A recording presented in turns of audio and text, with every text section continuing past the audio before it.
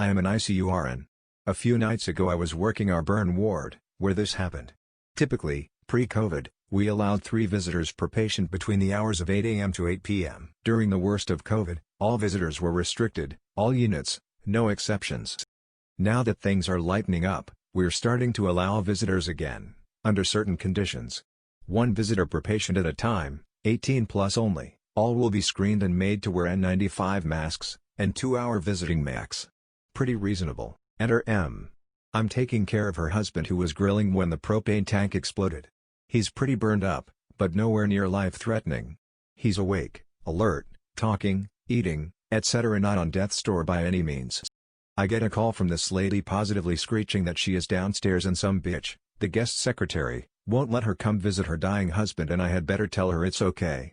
After getting a few words in, I come to find out it's because she has children with her. I explain our policy and she loses it. Incoherent words are screamed at me. I hung up. Giggled to myself that I'm so glad she's downstairs and this is a locked unit and it sucks to be that secretary right now. Well. In walks a super pissed off woman escorted by security, alone, raging about how we need to let her kids up to see their dad because they haven't seen him in 3 days. She asks for the charge nurse after I tell her policy is policy. So she's yelling at my charge for a solid 10 minutes when I go into this guy's room. He's embarrassed. He can hear her yelling from his room. He apologizes for her. We chat for a bit and I ask about his kids and how old they are, etc. He tells me they're boys, 3 and 6 years old. Lady is still with my charge nurse. It's been about 15 to 20 minutes she's been on the unit now, hasn't come to see her dying husband yet. My patient then said, wait, the kids aren't alone in the waiting room are they? Uh-oh, I hope they haven't wrecked it. So I run and check. Nope, no kids to be found.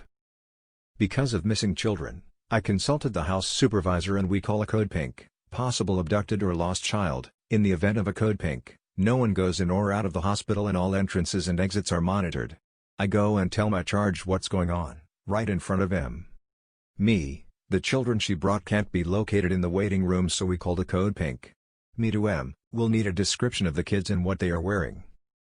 EM, well of course they're not in the waiting room, the stupid secretary wouldn't let them up.